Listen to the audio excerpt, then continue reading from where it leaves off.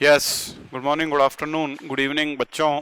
तो पिछले टर्न पर हमने जो कार्यक्रम किया था उसी को आगे बढ़ाएंगे।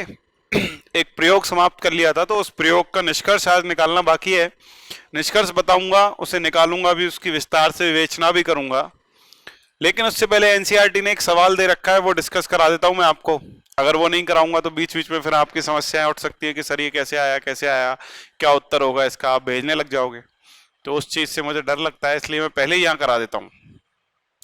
एनसीईआरटी ने क्या किया है बच्चों, एक इस तरह का बॉक्स सा दे रखा होगा। बॉक्स का मतलब बक्सा टाइप, और इस बॉक्स के दो भाग किए हैं। एक को कॉलम ए बोल दिया है, एक को कॉलम बी बोल दिया है। दोनों में तीन तीन बिंदु लिखे हैं। जैसे पहला जोड़े में उपस्थित होते हैं, यहां भी यही लिख रखा है इसने सेम, जोड़े में उपस्थित होते हैं। दूसरा बिंदु, पृथक्करण के समय इस प्रकार से पृथक होते हैं कि प्रत्येक जोड़े का एक एक युग्मक में स्थानांतरित होता है। पृथक्करण के दौरान जोड़े का एक सदस्य एक युग्मक में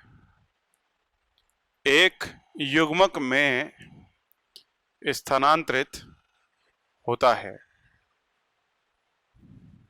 ये कह रहा है पृथक्करण के दौरान जोड़े का एक सदस्य एक युग्मक में स्थानांतरित होता है।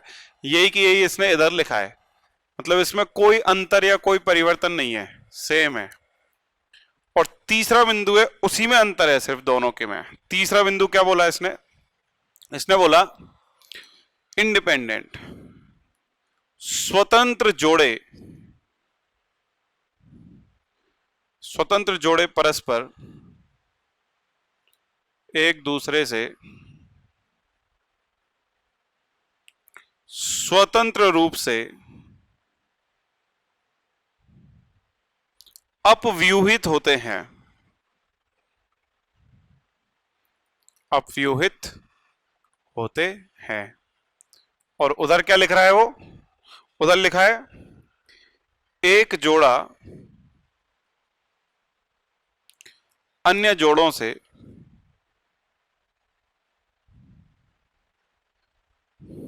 स्वतंत्र रूप से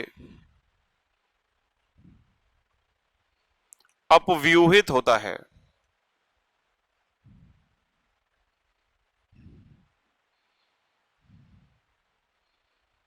ये बात है ना, तो समझो इनको। अंतर क्या है इस तीसरे स्टेट में, स्वतंत्र जोड़े मतलब इंडिपेंडेंट पेयर्स एक दूसरे से इंडिपेंडेंटली सेग्रीगेट होते हैं। और ये कह रहा है कोई भी एक जो जोड़ा होगा वो बाकी के अन्य जोड़ों से स्वतंत्र रूप से अवयुक्त होगा। अब ये पूछ रहा है कि ए और बी में से कौन सा जीन है, कौन सा गुणसूत्र है, या दोनों जीन है या दोनों गुणसूत्र है। तो आओ देखें, देखिए फटाफट। ये सपोज एक गुणसूत्र, ये अब गुणसूत्र सिद्धांत तो पढ़ ही लिया है, उसके समानांतर होने के आधार पर यह प्रश्न बना है। तो ये दोनों समजात गुणसूत्र हैं, दोनों को एक नंबर दिया है, इसीलिए इन दोनों पर जो एलील होंगे वो एक जैसे होंगे। मान लो ये कैपिटल टी, तो ये इसका भाई स्मॉल टी, इसके ठीक सामने। तो ऐसे बच्चों, स्वतंत्र अपव्यवन का नियम तो यही कहता है कि भाई एक गुणसूत्र पर एक प्रकार के जीन का ही क्या उपस्थित होता है, जोड़ा। क्लियर। अब ये बात कह रहा है कि स्वतंत्र जोड़े यानी इंडिपेंडेंट जोड़े परस्पर एक दूसरे जोड़ों से स्वतंत्र रूप से ही क्या होते हैं, अपव्यूहित होते हैं। एक दूसरे से स्वतंत्र रूप से अपव्यूहित होते हैं। इसका क्या मतलब है, इसका मतलब यह है कि भाई एक जोड़ा तो ये बन गया। अब यही गुणसूत्र अगर मैं मान लो इस टाइप का बना दूं, इसको टेट्राड रूप में, इस प्रकार से, ठीक है, तो ये कैपिटल टी होगा और ये वाला स्मॉल टी हो जाएगा। ऐसा ही तो होता है टेट्राड गुणसूत्र पर। अब ये देखो, ये एक जोड़ा हो गया और ये दूसरा जोड़ा हो गया, सही है ना। ये दोनों जोड़े परस्पर एक दूसरे से स्वतंत्र रूप से अपव्यूहित होंगे, यानी कि जब इससे युग्मक बनेंगे तो ये कैपिटल टी ये वाला एक में आ जाएगा, ये वाला कैपिटल टी दूसरे में आ जाएगा, ये वाला तीसरे युग्मक में आ जाएगा और ये चौथा स्मॉल टी ये इसमें आ जाएगा। तो ये जोड़े परस्पर जो हैं एक ही गुणसूत्र पर, वो एक जोड़ा दूसरे जोड़े से परस्पर स्वतंत्र रूप से क्या होता है, अपव्यूहित। लेकिन यहां कह रहा है कि स्वतंत्र जोड़े ना बोल करके ये कह रहा है एक जोड़ा अन्य जोड़ों से स्वतंत्र रूप से। तो आपको पता होगा मेटाफेज प्लेट जब बनती है तो उस पर जो गुणसूत्र होते हैं वो इस तरीके से एक दूसरे के आमने सामने उपस्थित होते हैं। मान लो एक एक नंबर का, ऐसे ही दो दो नंबर के गुणसूत्र जो हैं वो भी एक दूसरे के आमने सामने उपस्थित होंगे, दो दो नंबर के। तो इसको मान लो मैं बोलता हूं सपोज ये कैपिटल आर, ये स्मॉल आर, ये कैपिटल आर, ये स्मॉल आर, और ठीक इसी तरीके से सॉरी ये कैपिटल आर ही होगा, अलग तो हो ही नहीं सकते ना, ये स्मॉल आर, ये भी स्मॉल आर। तो यहां पर कैपिटल वाई भी आ सकता है इस आर के सामने, और ऐसा भी हो सकता है कि भाई ये वाला जो है ये इसके ऊपर आए और ये वाला नीचे की तरफ आ जाए। मतलब स्मॉल वाई स्मॉल आर के सामने और कैपिटल आर के सामने स्मॉल वाई आ जाए और स्मॉल आर के सामने कैपिटल वाई आ जाए। ये भी दो केस पढ़ाए थे मैंने, आपको याद करो स्वतंत्र अवयवन पढ़ाते वक्त। तो ये कह रहा है कि जो गुणसूत्र का एक जोड़ा है वो दूसरे जोड़े से या बचे हुए जितने भी जोड़े हैं अन्य उन सब से स्वतंत्र रूप से अपव्यूहित होगा। इसके सामने ये भी आ सकता है, इसके सामने ये भी आ सकता है, इसके सामने ये दोनों आ सकते हैं। समझ में आई बात? ऐसे इनके सामने कोई अन्य जोड़ा होगा, उसमें से भी कोई सा भी किसी के सामने आ सकता है। मतलब ये एक जोड़े को बाकी जोड़ों से अपव्यूहित करवा रहा है। तो एक जोड़ा किसका है? गुणसूत्र का एक जोड़ा है। मतलब बी वाला स्टेटमेंट तो किसके लिए सत्य है?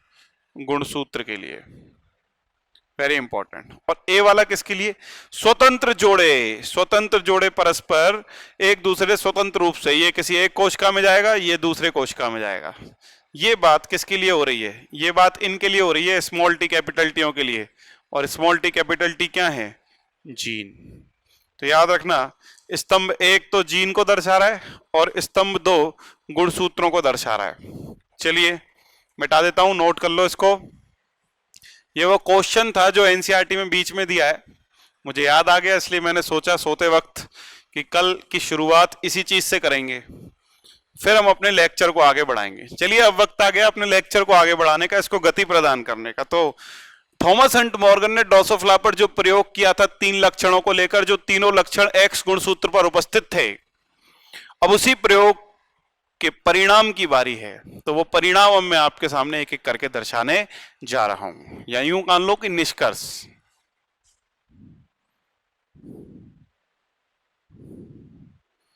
थॉमस हंट के जो प्रयोग था उसके निष्कर्षों की बात कर रहे हैं। तो सबसे पहली बात ध्यान से सुनना,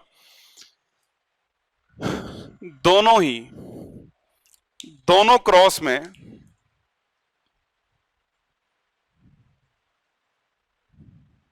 दो संकरण करवाए थे, क्रॉस ए क्रॉस बी। दोनों संकरणों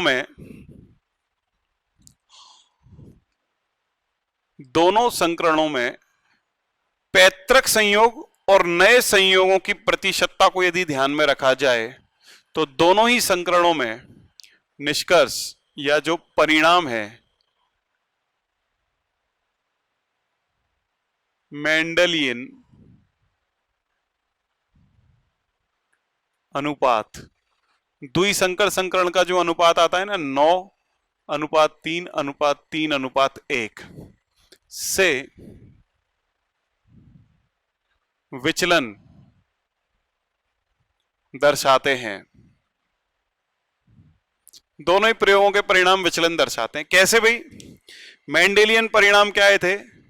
मेंडेलियन परिणाम मैंने आपको यहां पर साइड में बना के बताए थे उस वक्त। पैतृक संयोग तो आए थे कितने? 62.5%। तथा नए संयोग कितने बैठ रहे थे भाई? 37.5%। इसके हिसाब से 9:3:3:1 के हिसाब से। अब देखते हैं भाई किस प्रकार से विचलन आया है। क्लियर? चलिए नेक्स्ट लाइन। संकरण यानी क्रॉस फर्स्ट में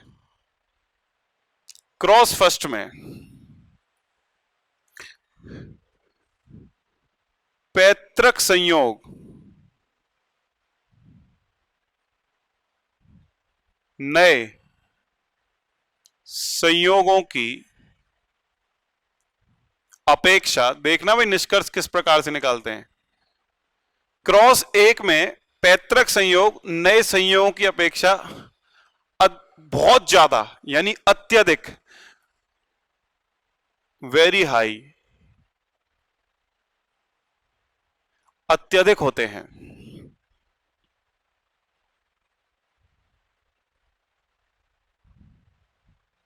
देख लो भाई, क्रॉस एक के अंदर जो पैतृक संयोग थे वो आ रहे थे आपके 98.7% और जो नए संयोग थे वो आ रहे थे आपके 1.3%। तो निश्चित रूप से बहुत बहुत ज्यादा है कौन, पैतृक संयोग। समझ में आई बात? अर्थात x गुणसूत्र पर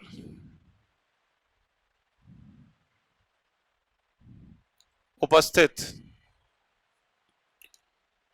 दोनों लक्षणों, दोनों लक्षण कौन कौन से भाई, याद बताओ जल्दी से फटाफट।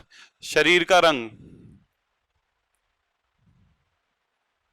एवं आंख का रंग,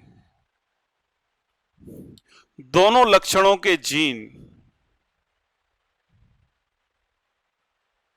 के मध्य, दोनों लक्षणों के जीनों के मध्य सहलग्नता की सामर्थ्य, सामर्थ्य का मतलब स्ट्रेंथ, दोनों लक्षणों के जीनों के मध्य सहलग्नता की सामर्थ्य अधिक है।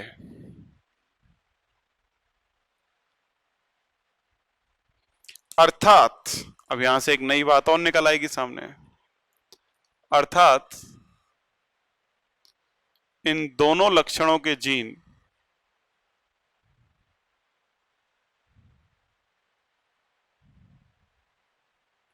इन दोनों लक्षणों के जीन अत्यधिक समीप, एक ही गुणसूत्र पर तो है ही लेकिन कैसे हैं, अत्यधिक समीप स्थिति में स्थित है। एक ही गुणसूत्र पर दोनों लक्षणों के जीन अत्यधिक समीप स्थित है, मतलब उनके बीच में जो दूरी है, जो डिस्टेंस है वो बहुत ही कम है और इसीलिए उनके बीच में स्ट्रेंथ ऑफ लिंकेज, संलग्नता की जो सामर्थ्य है वो क्या है, अधिक है। इससे जो निष्कर्ष निकला वो निष्कर्ष क्या निकला, इसे इसे मॉर्गन ने इसको एक ही गुणसूत्र पर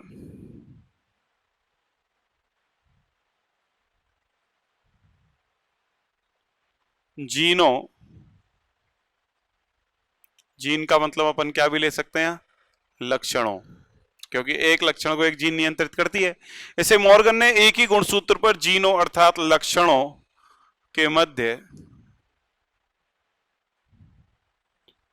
भौतिक संबंध या जुड़ाव,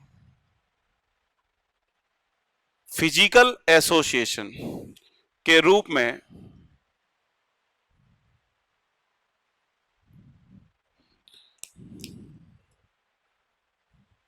सहलग्नता कहा।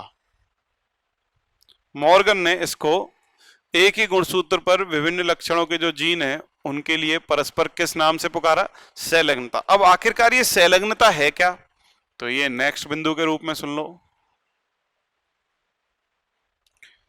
दो अथवा दो से अधिक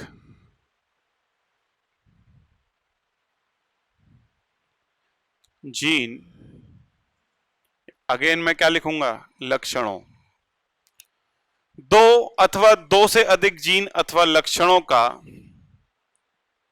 संतति में या नेक्स्ट जनरेशन में परस्पर एक साथ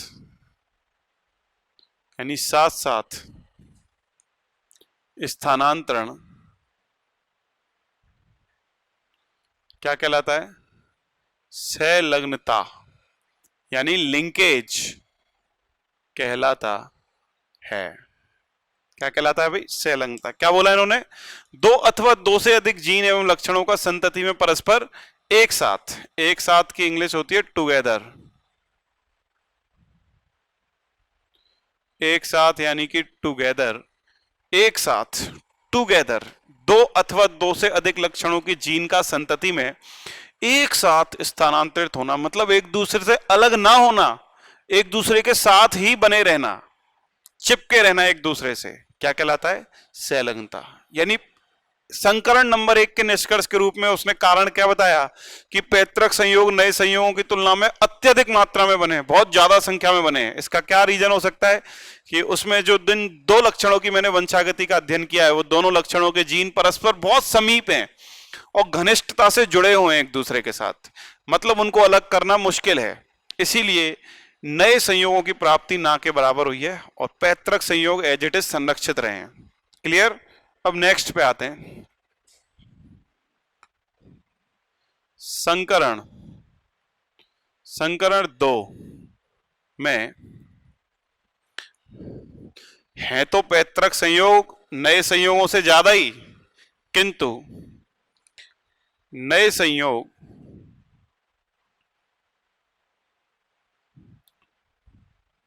संकरण फर्स्ट की अपेक्षा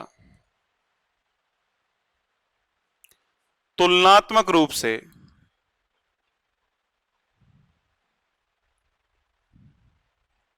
अधिक हैं।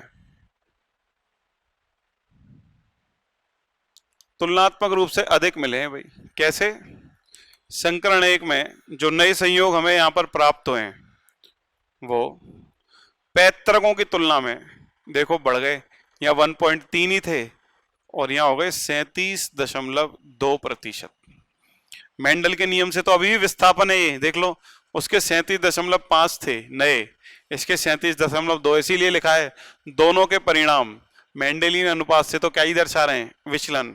इसलिए इसमें संलग्नता तो है ही है, लेकिन एक में संलग्नता बहुत ज्यादा है पहले वाले में, दूसरे में संलग्नता का भी निष्कर्ष निकाल रहे हैं। अर्थात इसी तरह से लिखें इस लाइन को, अर्थात क्या लिख सकता हूं मैं? अर्थात x गुणसूत्र पर उपस्थित,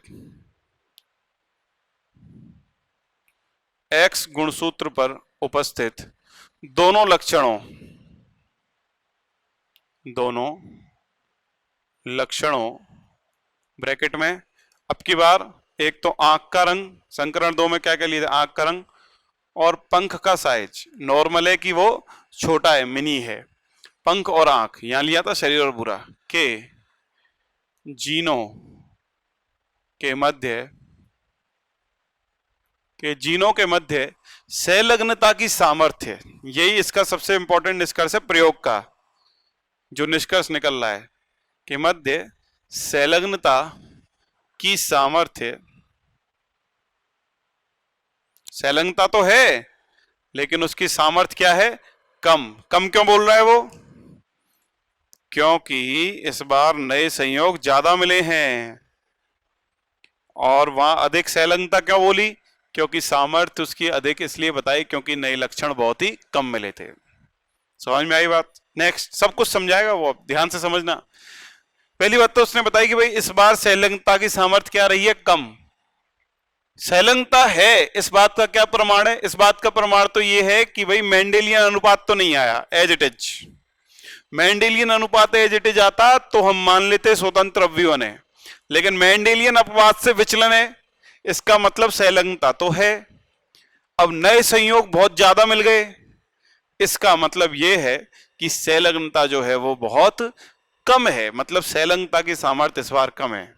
इसका क्या मतलब है? संलग्नता की सामर्थ्य कम है, इसी तरीके से लिखेंगे, अर्थात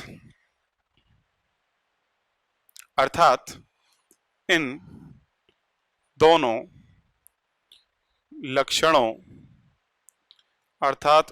लक्षणों के जीन परस्पर दूर हैं, वहां अत्यधिक समीप थे, और यहाँ एक ही गुणसूत्र पर है, तो एक ही गुणसूत्र पर, ये तो बात शुरू में ही बता दी थी ना, एक्स गुणसूत्र पर ही है, लेकिन कहाँ है, एक दूसरे से दूर हैं। और चित्र में देखोगे ना, पिछले लेक्चर में जो प्रयोग करवाया था, तो देखना उसमें गौर से, संकरण एक में जो 2 जीन लिए थे ना मैंने एक्स गुणसूत्र पर, वो सच में पास दिखाए थे। और संकरण नंबर सेकंड में, क्रॉस सेकंड में जो 2 जीन लिए थे एक ही गुणसूत्र एक्स पर, वो दोनों तुलनात्मक रूप से उससे ज्यादा दूरी पर थे। तो वो निष्कर्ष ऐसे निकाल रहा है, वो दिख तो नहीं रहे, उसको बाद में देखे उसने, और देखने के बाद ये निष्कर्ष लिखता जा रहा है, परस्पर समीप नहीं दूर स्थित हैं। इसे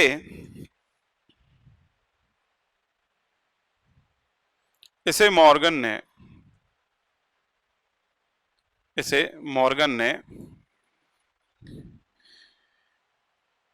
परस्पर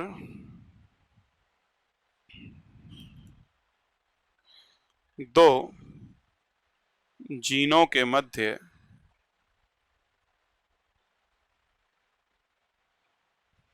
किस शब्द से समझाया, यहां तो सैलंगता से समझाया, पुनर्योजन, इंग्लिश में रिकॉम्बिनेशन, या क्या भी कह सकते हैं इसको, जीन विनिमय, यानी कि क्रॉसिंग ओवर कहा, या उससे समझाया। किससे, 2 शब्द, यहां तो क्या कहा उसने, संलग्नता, और यहां बताया कि लिंकेज के साथ साथ क्रॉस नंबर सेकंड में हमें क्या भी मिला है, रिकॉम्बिनेशन या क्रॉसिंग ओवर, रिकॉम्बिनेशन या क्रॉसिंग ओवर हुआ है भाई। इसीलिए वो जो 2 जीन है, उनकी वजह से नए संयोग उत्पन्न करने की जो आवृत्ति है वो बढ़ गई, और इसीलिए मुझे नए संयोग इस बार क्या मिल गए, ज्यादा मिल गए। तो इस तरीके से निष्कर्ष नंबर 1 को उसने संलग्नता के द्वारा समझाया कि क्यों पैतृक इतने ज्यादा, मतलब अब सीधा सीधा निष्कर्ष निकाल लेना, अर्थात संलग्नता तो समानुपाती होगी किसके, सॉरी, पैतृक संयोगों के। संलग्नता समानुपाती पैतृक संयोग, और यहां कह सकता हूं मैं पुनर्योजन यानी रिकॉम्बिनेशन समानुपाती नए संयोग। सीधा सा निष्कर्ष निकल गया। और केस फर्स्ट में उसने पैतृक संयोग बहुत ज्यादा बनाए, इसका रीजन दिया संलग्नता हावी है, संलग्नता प्रभावी है। और केस सेकंड में उसने संयोग जो बनाए वो नए वाले पहले केस की तुलना में ज्यादा बनाए, बहुत, देखो कहां 1.3 और कहां ये बढ़कर के हो गए 37.2। तो इसकी वजह इसने क्या बताई कि भाई क्रॉसिंग ओवर, पुनर्योजन जैसी घटना हो गई है, इसी वजह से नए संयोग क्या हुए, ज्यादा बने। इस तरह उसने दोनों प्रयोगों के आधार पर ये 2 शब्द निकाल लिए बाहर खींच करके, एक तो संलग्नता और दूसरा पुनर्योजन। और आपको याद होगा कल जब अपन ने हेडिंग डाली थी ना, पढ़ना शुरू किया था इस संलग्नता को, तो हेडिंग का नाम ही ये डाला था, लिंकेज एंड रिकॉम्बिनेशन, संलग्नता तथा पुनर्योजन। देख लो उस हेडिंग को सिद्ध कर दिया है भाई प्रयोग के द्वारा, नोट कर लो, साइड में हट रहा हूं। साथ में एक आवश्यक लेकिन अतिरिक्त सूचना और बता देता हूं, ये जगह बच गई है ना इसलिए। देखिए यहां एक छोटी सी बात और बताना चाहूंगा, संलग्नता को सर्वप्रथम लग्नता को सर्वप्रथम 2 वैज्ञानिक थे जिनका नाम था बेटसन तथा पुनेट। बेटसन तो वही है जिसको आधुनिक वंशागति का पिता कहते हैं, और पुनेट वही है जिसने चेकर बोर्ड खोजा था। संलग्नता को सर्वप्रथम बेटसन तथा पुनेट ने मीठी मटर नाम सुना होगा, कॉम्प्लीमेंट्री पूरक प्रभाव में पढ़ाया था, है ना, मीठी मटर में खोजा, किंतु वो उसका इतना ज्यादा प्रायोगिक रूप से सत्यापन नहीं कर पाए, ये चीज इतनी प्रचलित नहीं हो पाई। तो कोई तुमसे पूछ ले यार संलग्नता को सर्वप्रथम खोजने का श्रेय किसको जाएगा, वो जाएगा बेटसन तथा पुनेट को, वो भी किसमें, लेथाइरस यानी कि मीठी मटर के अंदर। क्लियर। बट इसमें एक छोटी सी बात ये भी इंपॉर्टेंट है, ध्यान देने योग्य, किंतु लिंग संलग्नता की खोज लिंग संलग्नता की खोज तथा इसका प्रायोगिक सत्यापन, वो भी किसमें? ड्रोसोफिला में, फल मक्खी। थॉमस हंट, हिंदी में लिख देता हूं, मॉर्गन ने किया। लिंग संलग्नता की खोज और उसका प्रायोगिक सत्यापन मॉर्गन ने किया। भाई लिंग संलग्नता, केवल संलग्नता पूछ ले तो बैटसन और पुनेट, और लिंग संलग्नता आ जाए तो आंसर आएगा मॉर्गन। ड्रोसोफिला में वही प्रयोग है जो मैंने आपको कल पढ़ाया था। तीसरी बड़ी बात, बैटसन और पुनेट ने जब इन्हें खोजा ना दोनों घटनाओं को, तो इनके नाम क्या दिए? एक का नाम तो दिया युग्मन और एक घटना का नाम दिया प्रतिकर्षण। युग्मन का मतलब कपलिंग और प्रतिकर्षण का मतलब रिपल्शन। और यही दो शब्द मॉर्गन ने क्या दिए? इन्हीं के समानार्थक लिंकेज यानी संलग्नता और प्रतिकर्षण को इसने बताया जीन विनिमय, क्रॉसिंग ओवर या रिकॉम्बिनेशन, जीन विनिमय। समझ में आई बात? तो जिस चीज को उन्होंने युग्मन कहा मतलब लक्षणों का साथ बने रहना, वही चीज तो क्या कहलाई? लिंकेज। और जिस चीज को उन्होंने प्रतिकर्षण कहा मतलब लक्षणों का घुल मिल जाना, हट जाना एक दूसरे से और नए संयोग बनाना, उसी चीज को इसने क्या कहा? जीन विनिमय। और यही वो नाम है जो आज की तारीख में सबसे ज्यादा चल प्रचलित हैं। कौन कौन से? लिंकेज एंड जीन विनिमय यानी क्रॉसिंग ओवर। चलिए इसको मिटा दूं मैं, अगर आप कहो तो हट जाता हूं साइड में, मिटा देते हैं। और अब सीधे ही जब अपन ने उस प्रयोग के परिणाम निकाल दिए, दो चीजें निकल के सामने आई, दोनों को मैं गहरे रंग से अभिरंजित कर देता हूं। केस फर्स्ट के आधार पर तो उसने संलग्नता के बारे में समझाया, और केस सेकंड के आधार पर उसने पुनर्योजन या जीन विनिमय, और साथ में बताया कि केस फर्स्ट में जीनों के बीच जो संलग्नता की सामर्थ्य है वो बहुत ज्यादा है, और केस सेकंड में जीनों के बीच संलग्नता की सामर्थ्य बहुत कम है, क्योंकि यहाँ जीन परस्पर दूर हैं और वहां पर जीन परस्पर बहुत ज्यादा पास हैं। पास हैं तो साथ रहने को ही तो कहते हैं संलग्नता यानी कि लिंकेज। चलिए अब इसी के आधार पर बच्चों इसने, मॉर्गन ने एक सिद्धांत भी दे दिया जिसका नाम दिया संलग्नता सिद्धांत। इसको नाम क्या दिया? संलग्नता सिद्धांत यानी लिंकेज थ्योरी। तो देखो लिंकेज थ्योरी में कौन कौन से बिंदु आते हैं, चार, वो पढ़ा देता हूं मैं आपको। पहले ये मिटाऊंगा तो साइड में हट गया, अब आप इसको पॉज करके नोट कर लो, अब मिटा रहा हूं। तो लिंकेज थ्योरी पढ़ा रहा हूं अब मैं आपको आने वाले कुछ ही लम्हों में, जिसको हम कहेंगे संलग्नता सिद्धांत, जो मॉर्गन ने दिया, उसके विशेष बिंदु। फिर नेक्स्ट लेक्चर में मैं आपको संलग्नता पर आधारित प्रश्न और संलग्नता के दो प्रकार पढ़ा दूंगा। उसमें बहुत बढ़िया कॉन्सेप्ट क्लियर होंगे आपके, और उसके बाद आपकी जिंदगी की गाड़ी बहुत आगे निकल जाएगी बच्चों। क्वेश्चन करने के बाद ही आपकी टॉपिक पर 100% कमांड होगी, ये मेरी बात लिख लेना, चाहे वो कोई सा सब्जेक्ट हो, टॉपिक हो। क्वेश्चंस आपने अगर उसके नहीं किए तब तक आपको उसमें कॉन्फिडेंस नहीं आएगा। तो क्वेश्चन मैं इसके तभी कराऊंगा ना जब पढ़ा दूंगा, और अच्छे अच्छे क्वेश्चंस करवाऊंगा, टेंशन ना लें। तो हेडिंग का नाम है सहलग्नता सिद्धांत, जिसको हम इंग्लिश में क्या कहेंगे? Linkage theory.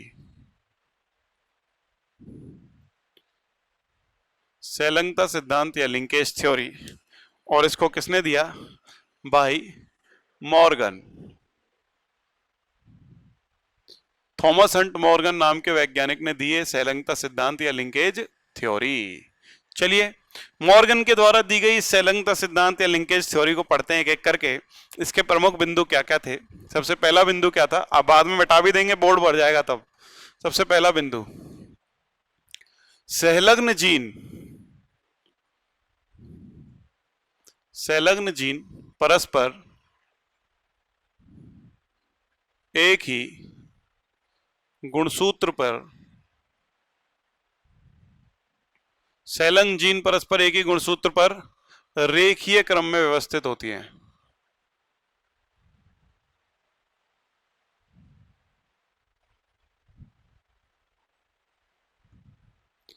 रेखीय क्रम में व्यवस्थित होती हैं। सबसे पहली बात कैसे समझाई इस बात को इसने, एक चित्र बना लिया भाई, ये चित्र बता दिया कि सपोज ये तो क्या है, गुणसूत्र यानी क्रोमोजोम। तो जो संलग्न जीन है ना वो इस एक ही गुणसूत्र पर इस तरह रेखीय रूप से उपस्थित हैं, लीनियर मैनर में। ये मान लो क्या हो गई, जीन। तो ये एक रेखा के रूप में उपस्थित हैं। इसको इसने नाम भी दे दिया, मान लो आगे की चीजें समझाने के लिए, ये जीन ए, ये जीन बी, ये जीन सी और ये जीन डी। तो जो संलग्न जीन है वो एक ही गुणसूत्र पर इस तरह रेखीय रूप में एक के बाद दूसरी, तीसरी, चौथी इस तरह व्यवस्थित होती हैं। ठीक है।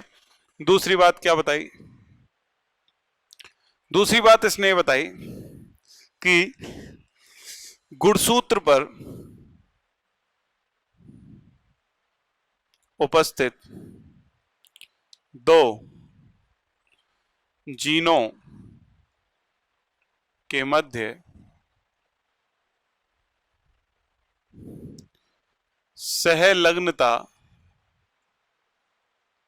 की सामर्थ्य, जो लिंकेज की स्ट्रेंथ होगी, संलग्नता की सामर्थ्य होगी, वो व्युत्क्रमानुपाती होगी किसके, जीनों, उन दोनों जीनों के मध्य दूरी के। वो जो दो जीन होंगी ना उनके बीच जो दूरी है, डिस्टेंस, उसके व्युत्क्रमानुपाती होगी। क्या चीज, संलग्नता की सामर्थ्य। ये याद रखने का पॉइंट है अब आगे तक के लिए, है ना। एक बढ़िया निष्कर्ष निकल आया। ये बात सही भी है भाई। कैसे, अभी थोड़ी देर पहले निष्कर्ष लिखे थे, बोर्ड मिटाया था मैंने, उसमें तुमने यही तो पढ़ा कि संकरण नंबर 1 में क्या हुआ था, दो जीन जो पास पास थे उनके बीच में संलग्नता की सामर्थ्य क्या थी, ज्यादा। तो पास पास थे मतलब दूरी कम, तो सामर्थ्य ज्यादा। संकरण नंबर 2 में क्या हुआ था, दोनों जीन के बीच दूरी ज्यादा थी, दूर दूर थे, इसीलिए संलग्नता कम हो गई और क्रॉसिंग ओवर हो गया ज्यादा। समझ में आई बात। चलिए एक निष्कर्ष दी, जैसे इसमें उदाहरण देता हूं मैं आपको। सामर्थ्य किसके, ए तथा बी के बीच लिंकेज, संलग्नता की सामर्थ्य क्या होगी बताओ आप, बहुत ज्यादा होगी, हाई होगी, हाई। कारण क्या आएगा इसका, बिकॉज इनके बीच की जो दूरी है वो क्या है, कम है। ऐसे ही अगर मैं आपसे कहूं ए और डी के बीच में जो लिंकेज है, जो संलग्नता है, वो क्या होगी, कम। कारण क्या है इसका, क्योंकि ए और डी के बीच में दूरी क्या है, बहुत ज्यादा। देखो ए और डी कितने दूर हैं, दूरी बढ़ गई, इसका मतलब संलग्नता की सामर्थ्य इन दो जीन ए और डी नंबर की जीन के बीच में क्या हो गई, कम। और ए और बी दोनों पास पास हैं, यानी इनके बीच दूरी कम है, मतलब ए और बी के बीच में संलग्नता की सामर्थ्य क्या हो जाएगी, बहुत ज्यादा। मतलब अब ये साथ रहना चाहेंगे, बिछड़ेंगे नहीं, अलग नहीं हो पाएंगे। ठीक है। तो ये दूसरी बात इसने बताई। तीसरी बात क्या बता रहा है, संलग्नता के विपरीत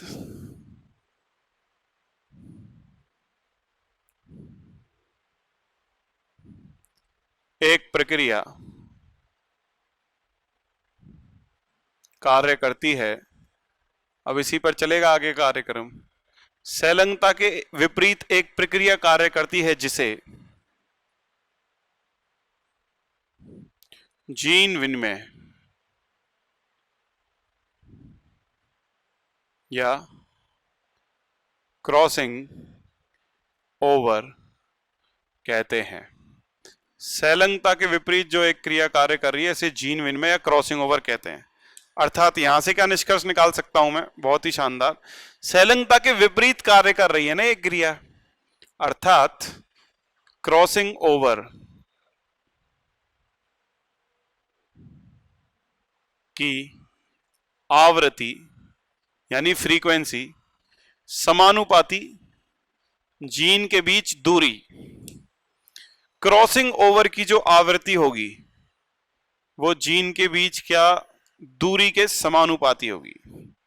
यानी अगर मैं इसको उदाहरण से समझाऊं, फॉर एग्जाम्पल, तो ए और बी के बीच में क्रॉसिंग ओवर फ्रीक्वेंसी, देखो सी, ओ का ओ और आवृत्ति को कहते हैं फ्रीक्वेंसी, उसका एफ, शॉर्ट में लिखा है क्रॉसिंग ओवर फ्रीक्वेंसी। तो ए और बी के बीच क्रॉसिंग ओवर या जीन विनिमय की जो आवृत्ति है वो क्या होगी? बहुत कम। क्यों? क्योंकि इन दोनों के बीच में दूरी भी क्या है? कम। देखो यही तो है समानुपाती का नियम। दूरी कम तो क्रॉसिंग ओवर की आवृत्ति कम, और ए तथा डी के बीच में अगर मैं क्रॉसिंग ओवर फ्रीक्वेंसी निकालूं तो ज्यादा आएगी। क्यों? क्योंकि ए और डी के बीच में दूरी भी क्या है? ज्यादा है। अब ये निष्कर्ष आपने कैसे निकाला सर, क्रॉसिंग ओवर की आवृत्ति समानुपाती दूरी? अरे बड़ा आसान है। देखो भाई, संलग्नता दूरी के व्युत्क्रमानुपाती है, जीन के बीच दूरी के। और मैंने यहां लिख दिया कि संलग्नता के विपरीत क्रिया कार्य कर रही है, जिसे कहते हैं जीन विनिमय। क्योंकि अभी आपने बेटसन पुनेट के शब्द देखे होंगे। अगर संलग्नता को उसने युग्मन कहा है तो क्रॉसिंग ओवर जीन विनिमय को उसने प्रतिकर्षण कहा है। तो युग्मन यानी पास लेना, प्रतिकर्षण मतलब दूर जाना, तो विपरीत ही तो है और सही बात भी है। संलग्नता का मतलब होता है जीनों को पास पास आपस में एक दूसरे के साथ चिपक के बने रहना। और क्रॉसिंग ओवर जीन विनिमय क्या करेगा? इन दोनों को बिछाड़ देगा, इनको अलग कर देगा। अर्थात ये संलग्नता की कैसी घटना है? विपरीत घटना है। तो बस यही तो कह रहा है, संलग्नता के विपरीत जो क्रिया कार्य करते हैं जीन विनिमय कहते हैं। तो जीन विनिमय का जीनों के मध्य दूरी से कैसा संबंध होगा? सोचो, अगर देखो इसका संबंध इसके साथ व्युत्क्रमानुपाती का है और ये इसका दुश्मन है, समझ में आई? तो दुश्मन का जो दुश्मन है वो इसका दोस्त होगा। व्युत्क्रमानुपाती का मतलब दुश्मन, और इसका दुश्मन ये है, तो इसका जो दुश्मन है संलग्नता वाला वो इसका दोस्त हो गया, मतलब समानुपाती संबंध हो गया। मतलब सीधा सा है। ये दोनों विपरीत घटनाएं, इस बात की पुष्टि किससे हो रही है? कि दूरी के साथ इनके संबंध से। जीनों के बीच दूरी ज्यादा तो जीन विनिमय कम, जीनों के बीच दूरी ज्यादा तो संलग्नता कम और जीन विनिमय यानी क्रॉसिंग ओवर भी ज्यादा। देखो आप, ए और बी के बीच क्रॉसिंग ओवर यहां कम आ रहा है और यहां लिंकेज क्या आ रही थी? ज्यादा। तो देखो यहां दूरी कम थी, दूरी तो यहां भी कम है। तो यहां तीर के निशान सेम आ रहे हैं, मतलब समानुपाती संबंध। तीर के निशान विपरीत आ रहे हैं यानी व्युत्क्रमानुपाती संबंध। बड़ा आसान है। अब यार बच्चों के दिमाग में डाउट आ रहा है कि यार ये जीन विनिमय है क्या चीज? वैसे तो बहुत छोटी सी चीज है देखा जाए। क्यों? क्योंकि कक्षा 11 में चैप्टर नंबर 10 जब हम पढ़ते हैं कोशिका विभाजन, तो उसमें अर्धसूत्री प्रकार के कोशिका विभाजन में जीन विनिमय पर विस्तार से प्रकाश डाला जाता है। वही है जीन विनिमय। तो बस उसी जीन विनिमय की एक झलक दिखा देता हूं, क्योंकि वो बहुत लंबा समय हो गया है, आपको याद रहे ना रहे, है ना? तो वो एक बार बता देता हूं। सेल बायोलॉजी का पॉइंट है जीन विनिमय। क्रॉसिंग ओवर है क्या? यहां देख लें भाई, लाइन के इधर क्रॉसिंग ओवर, जीन विनिमय कहते हैं इसको। क्या चीज है? समजात गुणसूत्रों के असंतति, इंपॉर्टेंट शब्द है, याद रखना। असंतति अर्ध गुणसूत्रों, समजात गुणसूत्रों के असंतति अर्ध गुणसूत्रों के मध्य डीएनए या गुणसूत्रीय खंड का आदान प्रदान। डीएनए या गुणसूत्रीय खंड का आदान प्रदान ही क्या कहलाता है? क्रॉसिंग ओवर कहलाता है। कैसे समझाता हूं, देखो समजात गुणसूत्र बोला है इसने, बना देता हूं। अच्छा, इसमें एक शर्त और बता देता हूं, ये जीन विनिमय कब होता है? ये टेट्राड, हिंदी में बोलते हैं चतुष्क, चतुष्क अवस्था में होता है। जब अर्धसूत्री विभाजन चल रहा होता है ना, तो उसमें स्थूल पट्ट एक अवस्था आती है, पूर्व अवस्था प्रथम के अंदर 5 भागों में बटी होती है पूर्व अवस्था एक। उन 5 में तीसरी जो अवस्था आती है ना, जिसको कहते हैं स्थूल पट्ट, उसमें टेट्राड यानी चतुष्क बन जाते हैं। चतुष्क क्या है? ध्यान से सुनना और समझना। देखो ये एक प्रकार का एक गुणसूत्र है हमारे पास,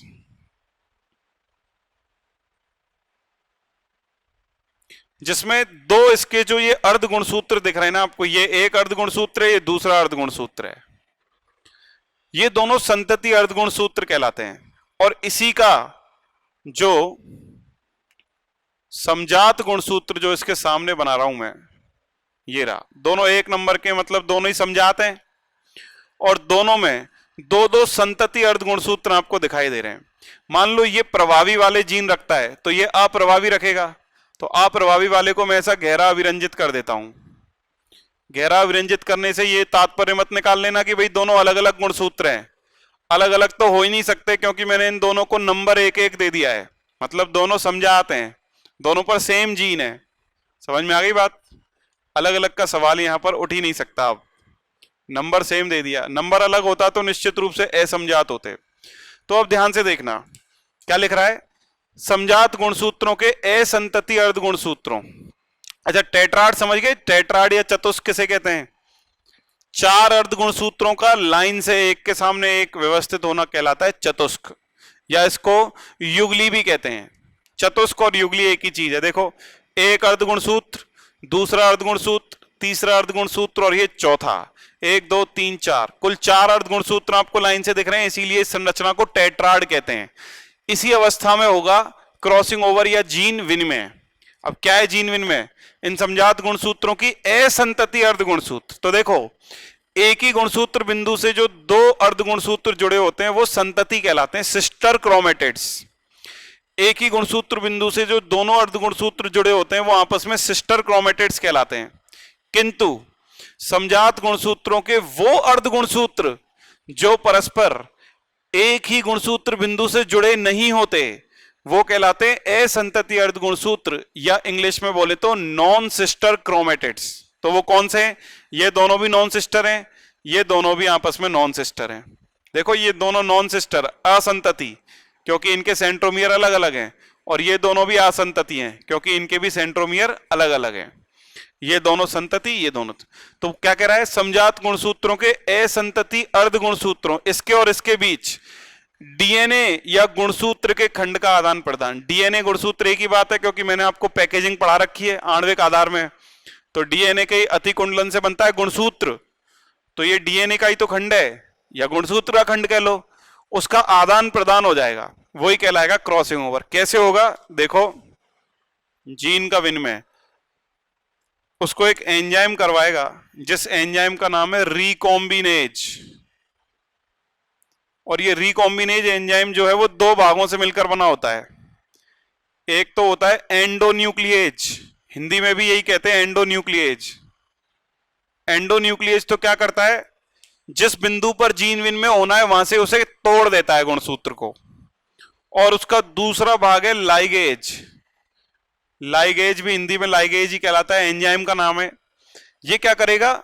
जहां से जो गुणसूत्रीय खंड टूटे हैं वहां से उन्हें जोड़ देगा, लेकिन क्रॉस जोड़ेगा। कैसे जोड़ेगा? चलो मैं दिखाता हूं आपको जीन विनिमय होते हुए, फिर मिटा के फाइनल चित्र बताऊंगा। देखो, ऐसे होता है जीन विनिमय। ये रहा ये वाला गुणसूत्र। अब इस वाले गुणसूत्र की जिस भी भुजा को जीन विनिमय में भाग लेना है वो भुजा आगे निकल जाती है इस तरीके से, यूं इस तरीके से, और इसके सामने वाली की जो भुजा जीन विनिमय में भाग लेगी वो ऐसे आगे की तरफ निकल आती है और एक ग्रंथिनुमा संरचना बनाते हैं। ये देखो, इसको रंग देता हूं ताकि आपको पता चल जाए कि ये इसका समझात वाला दूसरा भाई है। ठीक है, इस तरीके से। तो ये जो इन्होंने ग्रंथि जैसी संरचना बनाई है ना, इसे कहते हैं पुनर्योगज ग्रंथि। यहां पर होगा जीन विनिमय। कैसे? सबसे पहले आएगा एंडोन्यूक्लिएज, ये जीन विनिमय वाले स्थान पर इन दोनों डीएनए को या गुणसूत्रों को काट देगा, ऐसे काट दिया। अब लाइगेज आएगा, ये सामने वाले को सामने वाले से जोड़ देगा, लाइगेज। तो लाइगेज का काम जोड़ना होता है, तो देखो इसने इसको जोड़ दिया इससे, इसके सामने यही दिख रहा है, इसको जोड़ दिया सीधा, और इस वाले को जोड़ दिया इससे, इस तरह। ये लो, ये जीन विनिमय पूर्ण हो गया। अब इस जीन विनिमय का परिणाम क्या निकला? इसका परिणाम, जब ये दोनों अब अलग अलग होंगे तो देखो, इस अप्रभावी वाले के साथ एक भाग प्रभावी वाले का जुड़ गया और इस प्रभावी वाले के साथ इस अप्रभावी वाले का भाग जुड़ गया। तो इस क्षेत्र में जो भी जीन थे वो एक दूसरे के साथ बदल गए कि नहीं बदल गए? कैसे? मान लो यहां कैपिटल टी था और यहां था स्मॉल टी, इसके इस वाले भाग पर स्मॉल टी था, और यहां पर मान के चलो कैपिटल आर था और इसके इस वाले भाग पर स्मॉल आर था। तो अब सीन क्या बन गया? ये कैपिटल टी के साथ अब इस पे स्मॉल आर आ गया, और इस पर कैपिटल आर के साथ पहले स्मॉल आर आता था, लेकिन अब क्या आ गया देखो, कैपिटल आर के साथ स्मॉल टी। तो ये देखो नए संयोग बन गए कि नहीं बन गए। ये होता है जीन विनिमय। अब जीन विनिमय हो गया। अब फाइनली ये गुणसूत्र हमें जीन विनिमय के बाद कैसे दिखाई देंगे वो दिखा देता हूं आपको। देखो इस तरह के दिखाई देंगे। आफ्टर क्रॉसिंग ओवर ये हमें कैसे दिखाई देंगे। आफ्टर क्रॉसिंग ओवर का मतलब है जीन विनिमय के बाद। जब जीन विनिमय पूरा हो जाएगा, पूर्व अवस्था एक खत्म हो जाएगी, उसके बाद ये गुणसूत्र मुझे कैसे दिख रहे हैं। इसका ये वाला भाग मुझे ब्लैक दिख रहा है, यानी ये उस गुणसूत्र से आया है, और इसका पूरा भाग ब्लैक है, लेकिन वो वाला भाग कैसा दिखेगा, व्हाइट, लाइक दिस। ये है वो जीन विनिमय की घटना। ये देखो आप, तो इस तरीके से आपने क्रॉसिंग ओवर या जीन विनिमय को भी अंजाम तक पहुंचा दिया। देख पाए, ये देखिए, ये हो गया जीन। तो इस खंड में जितने भी जीन थे वो एक दूसरे के क्या हो गए, आदान प्रदान हो गए, बदल गए। क्लियर। ये है जीन विनिमय जो मैंने आपको साइड में बता दिया। अब ध्यान से सुनना मेरी बात। नेक्स्ट वेरी इंपॉर्टेंट लाइन, ये सबसे काम की लाइन है और इसको आज मैं आपको समझा के छोड़ूंगा, और इस लाइन को बहुत कम लोग समझ सकते हैं। ध्यान से सुनना। जीन विनिमय की आवृत्ति, जीन विनिमय की आवृत्ति सदैव, जीन विनिमय की आवृत्ति सदैव 50% से कम होती है, कम होती है। ये अब तक की सबसे शानदार लाइन है, मान लो आज के लेक्चर की। सदैव 50% से कम, ये तो बहुत ही ज्यादा अंडरलाइन करने वाली बात है। Always less than 50%। जो जीन विनिमय की आवृत्ति है वो हमेशा सदैव कैसी रहेगी, 50% से कम रहेगी। अब इसका कारण समझ लो। कारण क्या है इसका, इधर से मिलेगा कारण। ये देखो भाई, जो भी दो गुणसूत्र जीन विनिमय में भाग ले रहे हैं उनमें टोटल क्रोमेटिड है 4। तो इन 4 क्रोमेटिड्स को मैं 100% मान लेता हूं। 4 क्रोमेटिड्स मिलाकर कितने, 100%। अब हमेशा याद रखना, जीन विनिमय एक समय पर दोनों समजात गुणसूत्रों के किन्हीं भी 2 अर्ध गुणसूत्रों के बीच ही हो सकता है। यानी चारों अर्ध गुणसूत्र कभी भी एक साथ जीन विनिमय में भाग नहीं ले सकते। तात्पर्य ये निकला कि ये वाला अर्ध गुणसूत्र और ये वाला अर्ध गुणसूत्र, यानी ये वाला और ये वाला, ये तो पूर्ण रूप से ऐसे की ऐसे रहेंगे, इनमें कोई परिवर्तन नहीं आएगा। यानी ये जीन विनिमय में भाग ले ही नहीं रहे। मतलब 4 में से 2 तो भाग ही नहीं ले रहे, और 4 में से 2 कितने परसेंट होते हैं, 50%।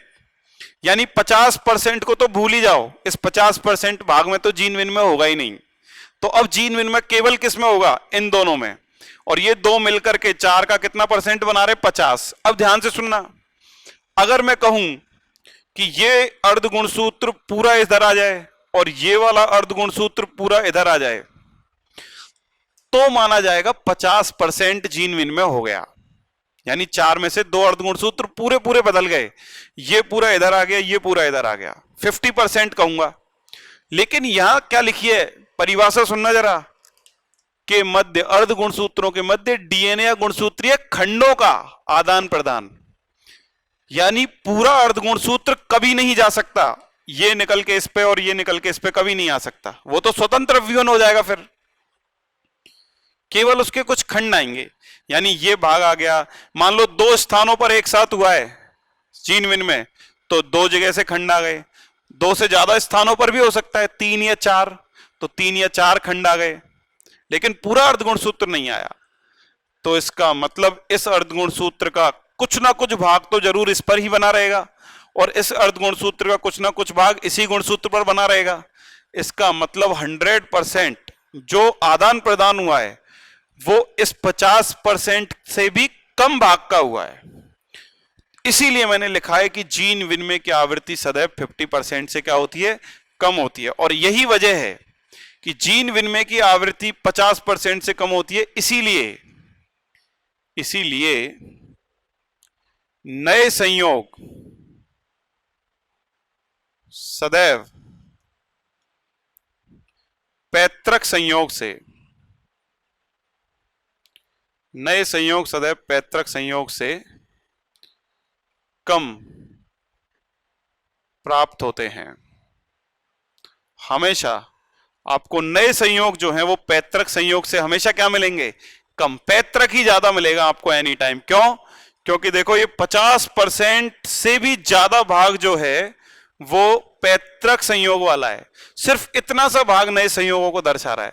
अगर थोड़ा सा और ज्यादा हो तो इतना दर्शा देगा, थोड़ा और ज्यादा हो तो इतना, लेकिन ये दोनों तो 50% बना ही चुके हैं, पैतृक हैं, और इसका भी कुछ ना कुछ हिस्सा तो पैतृक बचा ही रहेगा। तो ऐसी स्थिति में 50% से ज्यादा संयोग तो पैतृक रहेंगे, और 50% से कम जितने भी प्रतिशत क्रॉसिंग ओवर हुआ है उतने क्या हो जाएंगे? नए संयोग। ये आज की सबसे इंपॉर्टेंट बात थी, और यही वजह थी कि मॉर्गन को अपने दोनों ही संकलनों में पैतृक संयोग नए संयोगों से ज्यादा ही प्राप्त हुए हैं। बस अंतर इतना कि पहले में क्रॉसिंग ओवर बहुत कम हुआ क्योंकि संलग्नता की सामर्थ्य बहुत ज्यादा थी, इसीलिए पैतृक संयोग नए संयोग से बहुत ज्यादा मिले। लेकिन दूसरे संकरण में चूंकि जीनों के बीच की दूरी बढ़ गई, इसलिए उनमें संलग्नता घट गई, इसीलिए उनमें जीन विनिमय की आवृत्ति बढ़ गई, और जीन विनिमय की आवृत्ति बढ़ जाने से नए संयोगों की प्रतिशतता में वृद्धि हुई। लेकिन फिर भी वो पैतृक संयोगों से तो क्या ही रही? कम, क्योंकि जीन विनिमय 50% से ज्यादा या 50% कभी नहीं होती, 50% से क्या ही होती है? कम। खत्म। ये तीसरा बिंदु मैंने आपको समझा के फ्री कर दिया। अब ये जीन विनिमय किस पर निर्भर करता है? जीन विनिमय जो क्रॉसिंग ओवर है वो किस पर निर्भर करता है? देख लो, लिंग, आयु,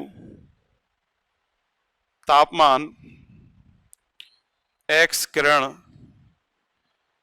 हेट्रोक्रोमेटिन, हेट्रोक्रोमेटिन पढ़ाया था मैंने, जो दृढ़ता से बंधा होता है, इन सभी से निर्भर करता है जीन विनिमय। लिंग में अगर देखें तो जो मादा होती है, मादा, उसमें ज्यादा होता है जीन विनिमय किसकी तुलना में? नर की तुलना में। नर ड्रोसोफिला में तो बिल्कुल नहीं होता। कल जो प्रयोग कराया था उसमें देखा था केवल मादा ने ही जीन विनिमय करके नई 4 तरह के युग्मक बनाए थे, नर ने नहीं बनाया एक भी क्रॉसिंग ओवर वाला। क्यों? क्योंकि नर में, नर ड्रोसोफिला में क्रॉसिंग ओवर पूर्णतः अनुपस्थित है, मतलब नरों में होता है लेकिन कम आवृत्ति होती है। आयु की बात करें तो आयु के बढ़ने के साथ साथ क्रॉसिंग ओवर फ्रीक्वेंसी में कमी आती है। जैसे जैसे उम्र बढ़ेगी जीन विनिमय की आवृत्ति घटेगी। तापमान में परिवर्तन या ताप बढ़ेगा तो क्रॉसिंग ओवर की आवृत्ति भी बढ़ेगी। एक्स विकिरण, कोई भी जो पराबैंगनी या एक्स किरण वगैरह कुछ भी आप डालोगे तो उससे क्रॉसिंग ओवर या जीन विनिमय की आवृत्ति में क्या होगी? वृद्धि। और हेट्रोक्रोमेटिन में बहुत ही कम, अत्यधिक कम मात्रा में हो पाता है क्रॉसिंग ओवर या जीन विनिमय, क्योंकि ये तो दृढ़ता से बंधा डीएनए तो खुलेगा नहीं आसानी से, तो ऐसी स्थिति में उसमें जीन विनिमय भी क्या होगा? कम। तो 3 बातें पता चल गई। लाइन से व्यवस्थित होते हैं, संलग्नता की सामर्थ्य जीन के मध्य की दूरी के व्युत्क्रमानुपाती होती है, और तीसरा संलग्नता के विपरीत एक क्रिया कार्य करती है, इसे जीन विनिमय क्रॉसिंग ओवर कहते हैं, जो दूरी के समानुपाती होता है। और क्रॉसिंग ओवर जीन विनिमय की आवृत्ति सदैव 50% से कम होती है, इसलिए नए संयोग सदैव पैतृक संयोग से कम मिलते हैं। और जीन विनिमय इन सभी कारकों पर क्या करता है? निर्भर। ये रही जीन विनिमय की परिभाषा, ये रही जीन विनिमय की क्रियाविधि, और ये जीन विनिमय के लिए उत्तरदायी एंजाइम, जिसके 2 घटक होते हैं, एंडोन्यूक्लियेज काटता है और लाइगेज जोड़ देता है। चलिए एक लास्ट बिंदु और बच गया, चौथा, इस संलग्नता सिद्धांत में। वो और पढ़ा दूं, ऊपर साइड में हो रहा हूं, मिटा रहा हूं, तो इतना नोट कर लेना ऊपर ऊपर का, पॉज करके। चौथा बिंदु और है, आज का लेक्चर हमारा समाप्त हो जाएगा। चौथा बिंदु बड़ा ही आसान है बच्चों, सिर्फ 1-2 बातें उसमें याद रखने से संबंधित है। देखिए क्या है चौथा बिंदु, 4th पॉइंट, समजात गुणसूत्र। समजात गुणसूत्र के युग्म पर उपस्थित सभी जीन मिलकर एक संलग्न समूह बनाती हैं। सभी जीन्स मिलकर एक ही संलग्न समूह का निर्माण करती हैं। किस पर? समजात गुणसूत्रों के युग्म पर। देखो एक शब्द आ गया, संलग्न समूह, याद रखना अब इसको, ये पहले भी आ चुका है। आपने मुझसे पूछ भी रखा है ये, फिर मैंने यही कहा था कि आगे समझाऊंगा। मान लो ये दोनों समजात गुणसूत्र हैं, तो इन पर एक से ज्यादा जीन है। ये जीन 1 2 3 4 5 6, तो इसके सामने भी वही जीन होंगी, 1 2 3 4 5 और ये 6।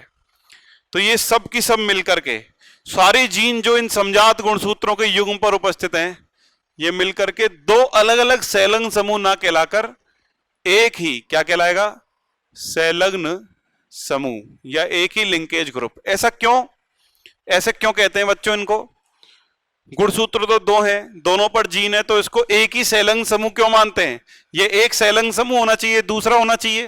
कारण है इसका, क्यों? क्योंकि समजात गुणसूत्रों पर जो भी जीन होती है ना, वो एलिलिक होती हैं। एलिलिक का मतलब समझ रहे हो? सेम टाइप की, एक दूसरे के विपर्यासी स्वरूप होते हैं। जैसे कैपिटल टी तो ये स्मॉल टी, ये कैपिटल वाई ये स्मॉल वाई, तो ये सेम जीन ही तो है, बस उसके विपर्यासी स्वरूप हैं। तो वेरी इंपॉर्टेंट, समजात गुणसूत्रों के युग्म पर नो डाउट दो संलग्न समूह कहना चाहिए कायदे से, लेकिन इसको एक क्यों मानते हैं? क्योंकि इन पर जो भी जीन उपस्थित होती हैं वो एलीलीय होती हैं। एलीलीय का मतलब होता है समलक्षण वाली जीन। क्योंकि लिख देता हूं, क्योंकि सभी जीन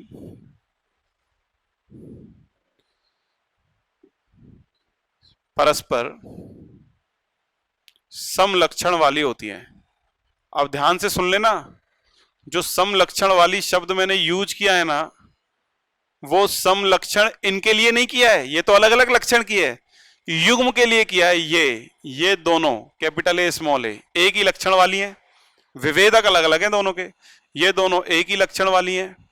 तो इनको दो अलग अलग संलग्न समूह ना कहकर क्या कहूं, एक संलग्न समूह। इसीलिए सीधा सा मेरा संलग्न समूह का अर्थ है, संलग्न समूह का तात्पर्य अगर किसी बच्चे को सरल भाषा में समझना है तो क्या, समजात गुणसूत्रों के युग्मों की संख्या।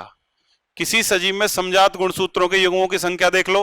अगर वो नहीं पता है तो उसका दूसरा तरीका भी है मेरे पास, क्या, अगुणित, किसी सजीव में अगुणित गुणसूत्रों की संख्या, यानी कि उसमें n का जो मान आएगा, n का मान समझ लो वो ही उस सजीव में संलग्न समूह की क्या है, संख्या है।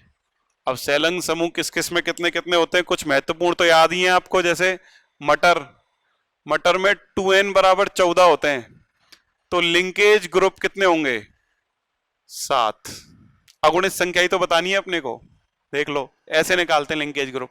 जैसे मक्का मेज की बात करें तो 2n बराबर 20 होता है, तो उसमें लिंकेज ग्रुप कितने होंगे, लिंकेज ग्रुप हो गए 10, n का मान 10 आ गया। ऐसे ही अगर मैं आपके सामने ड्रोसोफिला की बात करूं, ड्रोसोफिला, तो ड्रोसोफिला में 2n बराबर कितने होते हैं, 8 की 4, जल्दी बोलो 8, जोड़े 8 हैं, तो लिंकेज ग्रुप कितने हो जाएंगे, 4। ये संलग्न समूह हो गए ड्रोसोफिला के। ऐसे मैं आपको बोलूं जैसे चूहा, रैट, चूहा में 2n बराबर 42 है, तो n बराबर यानी लिंकेज ग्रुप कितने हो गए, 21। ऐसी चावल की बात करो आप, राइस, 2n बराबर जो है वो 24 हो सकते हैं, तो उसमें लिंकेज ग्रुप कितने हो जाएंगे, 12। समझ में आई? अब लास्ट में एक और बता देता हूं उदाहरण, मानव की बात करोगे तो उसमें 2n बराबर 46 होते हैं, तो उसमें लिंकेज ग्रुप कितने होने चाहिए, बोलो 23। 23 ही तो है उसमें अगुणित गुणसूत्रों की संख्या। लेकिन खास बात, यहां दोनों के लिए अलग अलग आएगा उत्तर।